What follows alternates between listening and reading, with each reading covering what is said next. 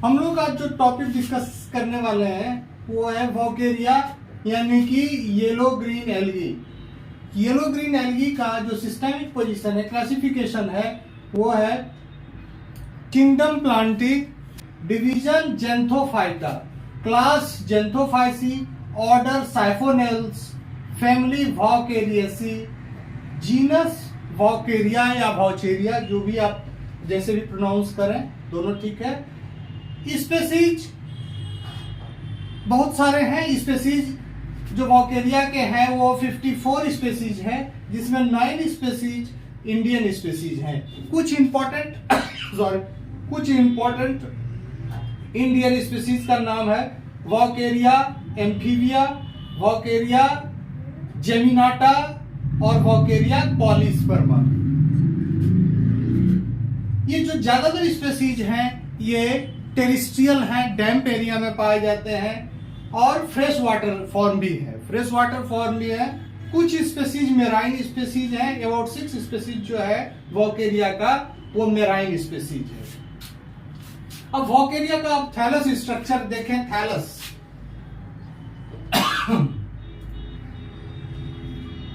वोकेरिया का जो थैलस है इट इज ए सिनोसिटिक स्ट्रक्चर। ये फंजाई के जैसा दिखता है और इसमें एक थैलस क्या है, इसका थैलस को हम डिस्क्राइब कर सकते हैं कि ये थैलस इसका फिलामेंटस है।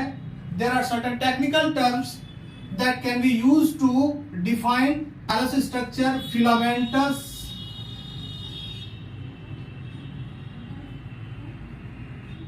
फिलामेंटस है, दूसरा सिनोसिटिक है, साइफोनेसियस पाइप के जैसा है, साइफोनेसियस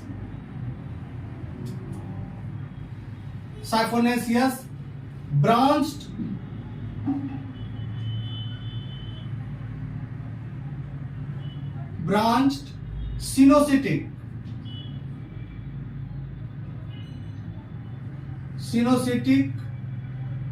and multicellular, मल्टीन्यूक्लिएट।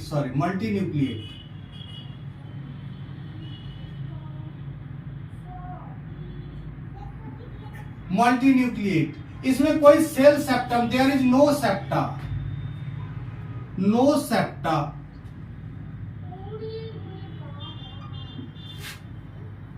Septa forms at the time of reproduction. Septa forms only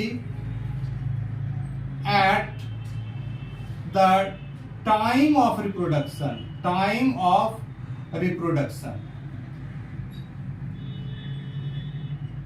चाहे एसेक्सुअल रिप्रोडक्शन हो या सेक्सुअल रिप्रोडक्शन हो, उसी समय सेप्टा का फॉर्मेशन होता है, जैसा कि हम देख रहे हैं एंथ्रिडिया उगोनिया है। तो कोई भी ट्रांसफर्स वॉल इसमें नहीं होता है, जैसा कि हम लोगों ने उडोगोनियम में देखा है। इसके स्ट्रक्चर में हम ये देखें कि ये जो बाहरी लेयर है ये सेल वॉल है, सेल वॉल। इसके अंदर बहुत सारा न्यूक्लियस है,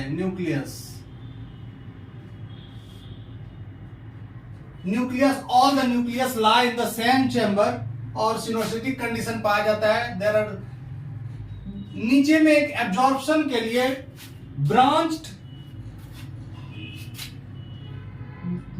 राइजॉइड पाया जाता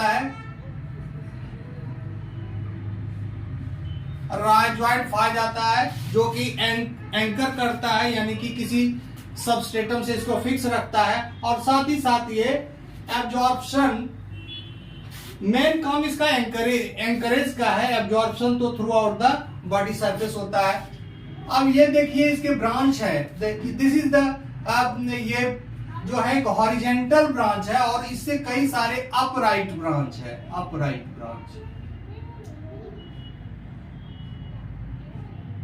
अपराइट या वर्टिकल ब्रांच।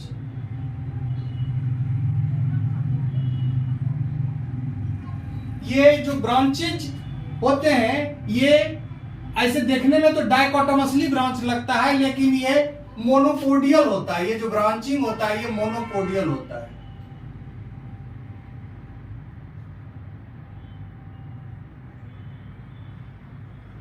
मोनोपोडियल होता है। इसमें जो रिजर्व फूड होता है, अब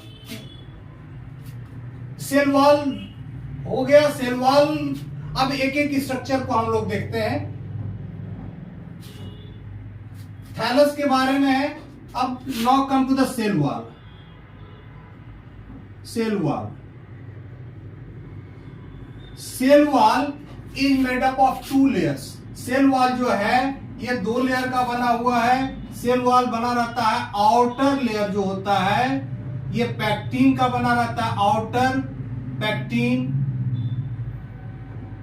और इनर लेयर जो होता है ये सेल्यूलोज का होता है। इनर लेयर सेल्यूलोज का बना होता है।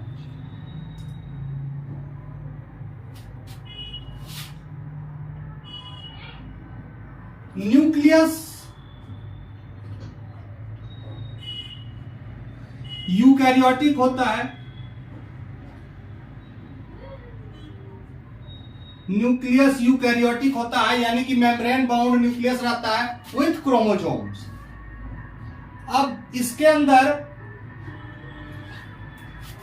ये जो ग्रीन कलर से हम देख रहे हैं ये प्लास्टिड है।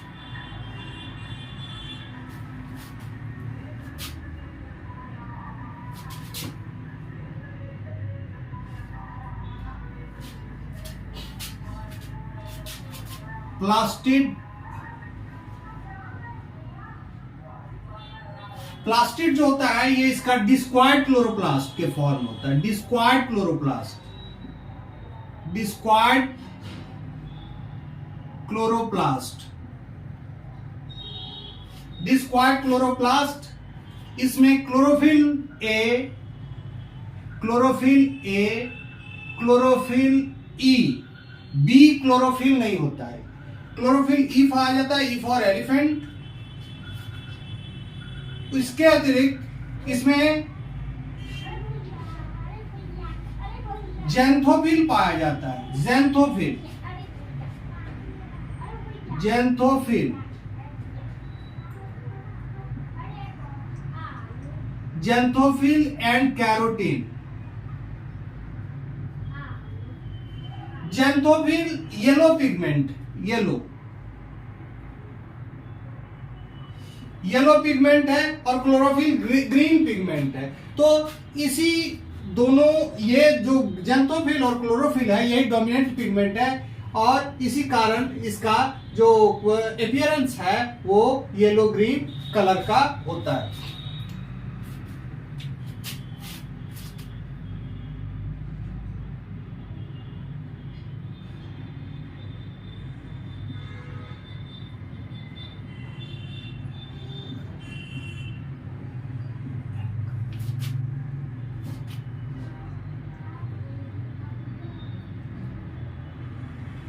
अब इसमें हम देखते हैं कि इसका जो रिजर्व फूड है, रिजर्व फूड, इसमें रिजर्व फूड पाया जाता है फैट ड्रॉपलेट्स या लिपिड ड्रॉपलेट्स के फॉर्म में। Lipid droplets,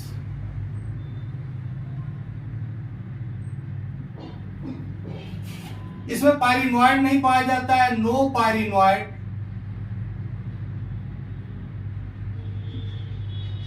no starch, no starch, कोई पायरिनॉइड और स्टार्च इसमें नहीं पाया जाता है।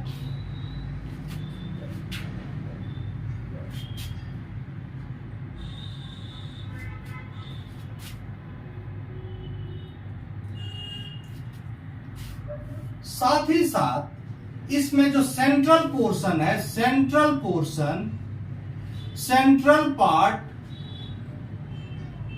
Is occupied by a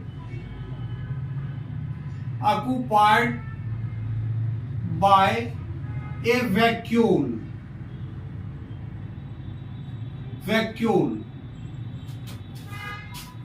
filled with cell sap, filled with cell sap,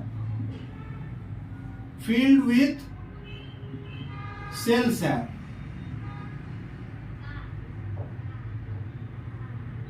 red colour से दिख रहा है, दीज आर लिपिड ड्रॉपलेट्स। ये लिपिड ड्रॉपलेट्स है।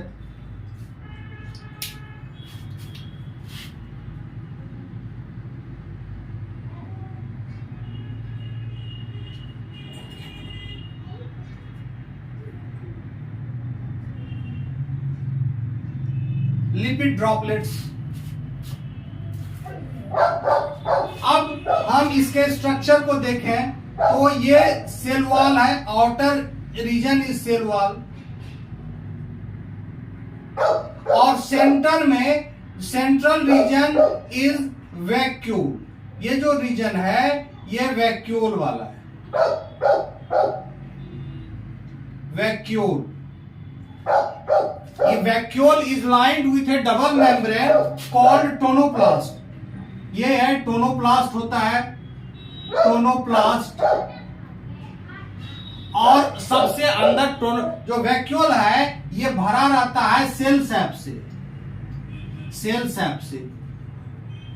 यानी कि वैक्यूल ये पूरा ये यूकैरियोट है, इसमें Golgi baddie, endoplasmic reticulum, ATS ribosomes ये सारे पाए जाते हैं। साथ ही साथ ये मेम्ब्रेन बाउंड स्ट्रक्चर वैक्यूल है, ये भी ये इसमें पाया जाता है।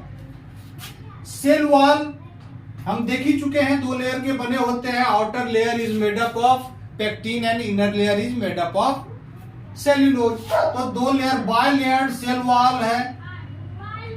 इसके अंदर सेल मेम्ब्रेन, इसके अंदर सेल मेम्ब्रेन,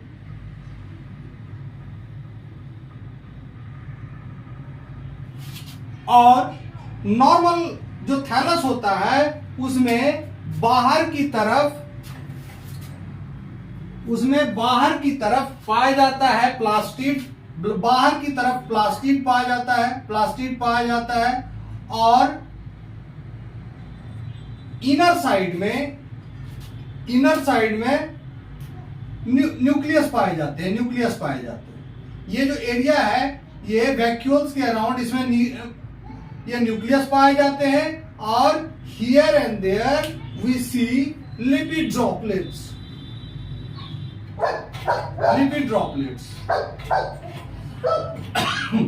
तो इस तरह से इसका थैलस स्ट्रक्चर है। Central portion is occupied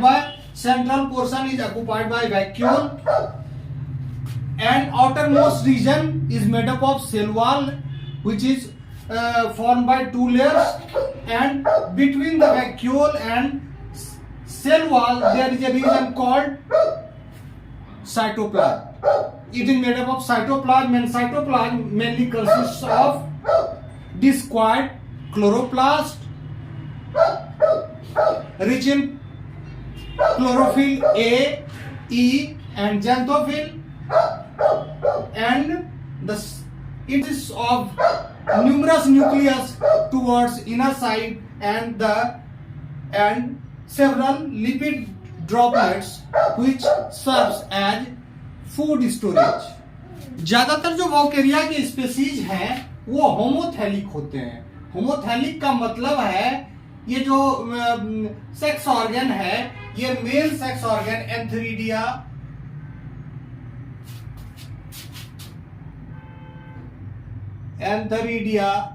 and oogonia,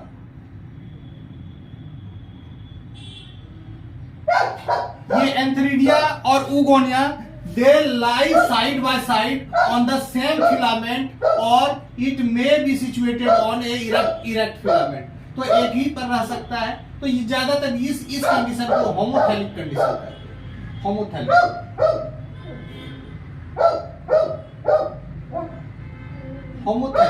अब हम लोग वॉकेरिया के रिप्रोडक्शन के बारे में देखते हैं। तो ये वॉकेरिया में रिप्रोडक्शन तीनों मेथड से होता है।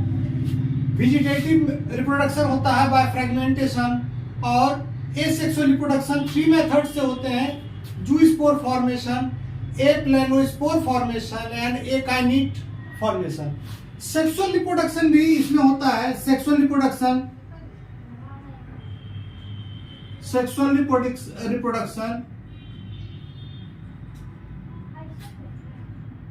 तो ये जो सेक्सुअल रिप्रोडक्शन है ये ऊगैमस टाइप का होता है। oogamous type. यहां हम देखते हैं कि अब now come to the asexual reproduction. Asexual reproduction, asexual reproduction, asexual reproduction के 3 मेथड्स हैं। जूस्पोर फॉर्मेशन, इसमें जूस्पोर का फॉर्मेशन होता है, ये जूस्पोर जो होता है large solitary multi flagellate zoospore होता है। मल्टी फ्लैजिलेट स्पोर होता है जिसको हम सिन जूस्पोर के भी नाम से जानते हैं, क्योंकि इसमें there are numerous flagella attach to the cell wall, that is why it is called sin zoospore.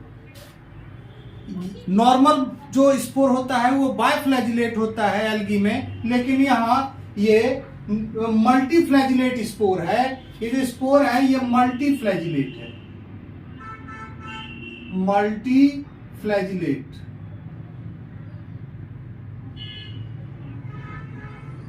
Multi flagellate जो स्पोर है। अब ये बनता कहां है? ये बनता है, ये हम थैलस देखते हैं, ये थैलस स्ट्रक्चर है। ये वाला स्ट्रक्चर जो वर्टिकल ब्रांचेज होता है इसी पर ये बनता है। वर्टिकल ब्रांच स्वेल करता है और ये क्लब शेप स्ट्रक्चर बनाता है, club shape, club shaped structure.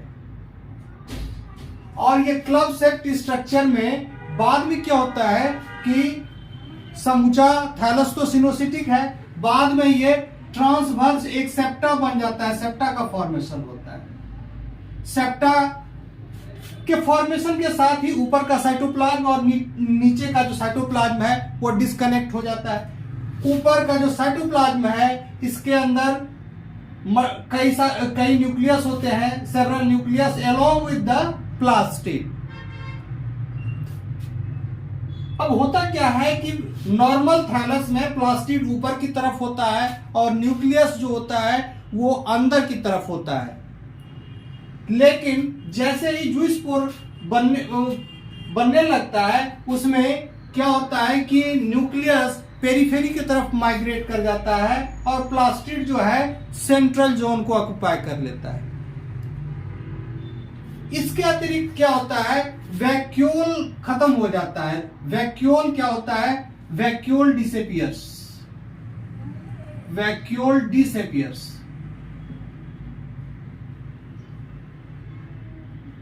Vacuole disappear कर जाता है। वैक्यूल डिसअपियर कर जाता है तब ये क्या, वैक्यूल डिसअपियर कर जाता है, उसके बाद ये वॉल टूटता है और इसके बाद मल्टी फ्लैजिलेट जूस्पोर आता है। ये जो मल्टी फ्लैजिलेट जूस्पोर है ये थोड़े समय तक पानी में तैरता है, स्विम करता है और ये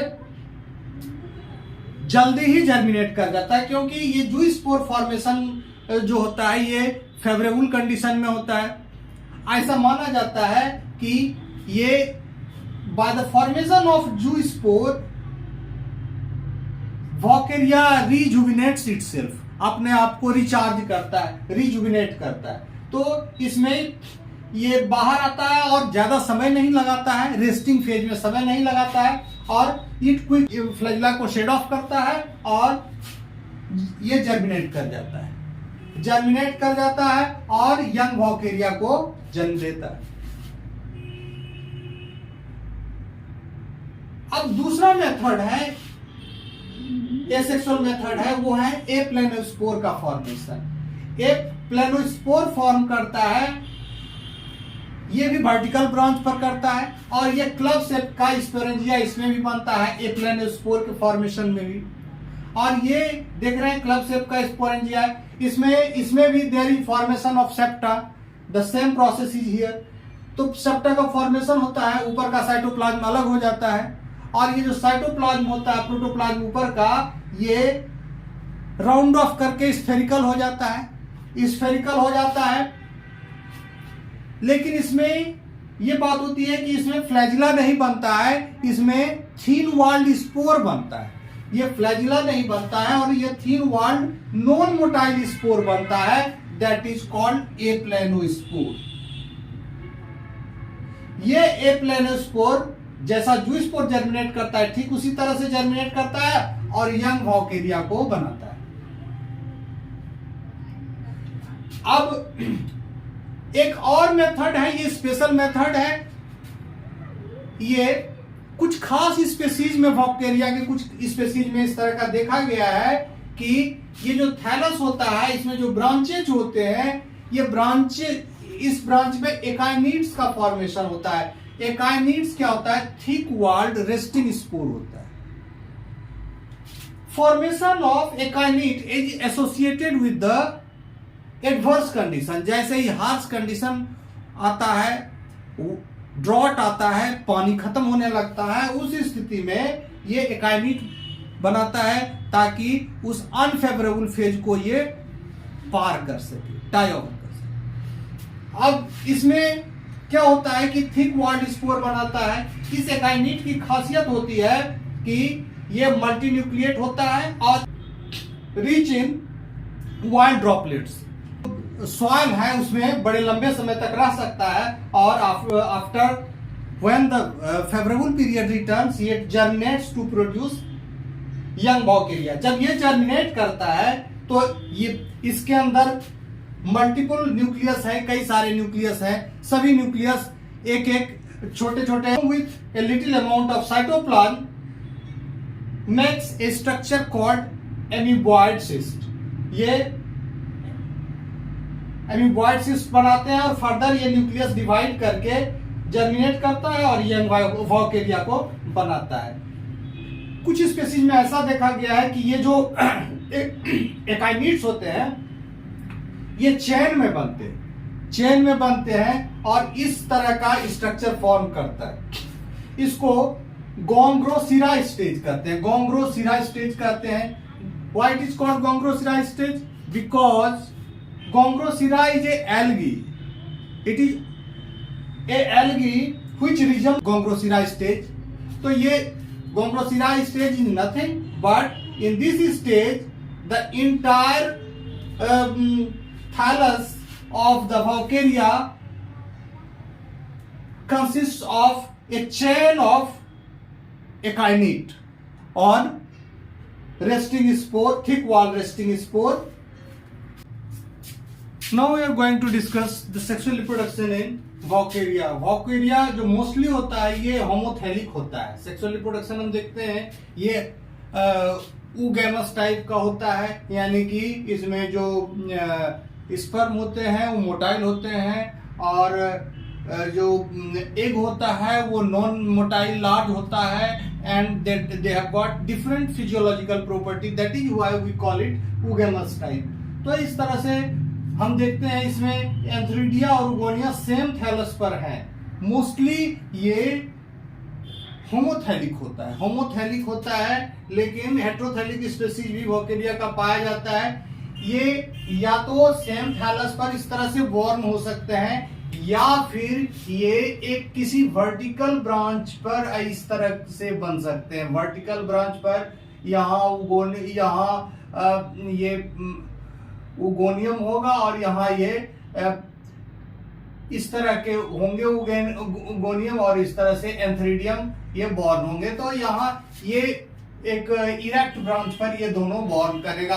ऐसा भी होता है और डायरेक्टली ये एक हॉरिजॉन्टल थैलस फिर भी बनता है, दोनों साइड बाय साइड होते हैं। तो either it is born directly, that is called sessile condition, और it is born with some stalk is here. Stalked होते हैं या फिर सेसाइल होते हैं। Sexual reproduction oogamous type, advanced oogamous type होता है। ये होमोथैलिक होते हैं, मोस्टली होमोथैलिक होते हैं। यहाँ देखा ही मैंने, ये होमोथैलिक कंडीशन है, एक ही थैलस पर मेल और फीमेल सेक्स ऑर्गन एक ही थैलस पर है। एंथ्रीडिया और oogonia are borne on the same thallus. अब ये एंथ्रीडिया कैसा होता है? एंथ्रीडिया एक हुक लाइक स्ट्रक्चर होता है। Mature antheridia is a hook like structure.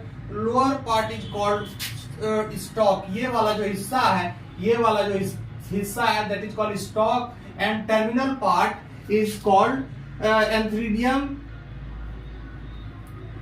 Initially ये ग्रीन होते हैं लेकिन बाद में इसका कलर येलो हो जाता है और इसमें जो इसमें बायफ्लैजिलेट एंथेरोजोइड्स बनते हैं और ये एक सेप्टा से अलग हो जाता है। सिमिलरली ऊगोनियम भी एक सेप्टा से रिमेनिंग थैलस से डिटैच अलग हो जाता है, साइटोप्लाज्म इसका अलग हो जाता है।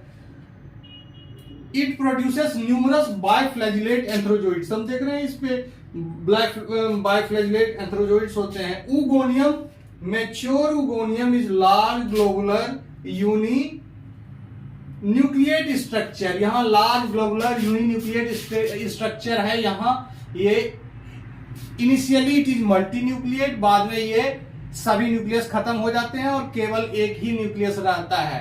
न्यूक्लियस इस तरह से ये एग या ओवम बनाता है, ओवम या एग बनाता है। यूनिन्यूक्लिएट स्ट्रक्चर है और इसमें एक बीक होता है, ऊगोनियम पर एक बीक होता है, कलरलेस स्ट्रक्चर होता है that is projected from the this spherical globular structure.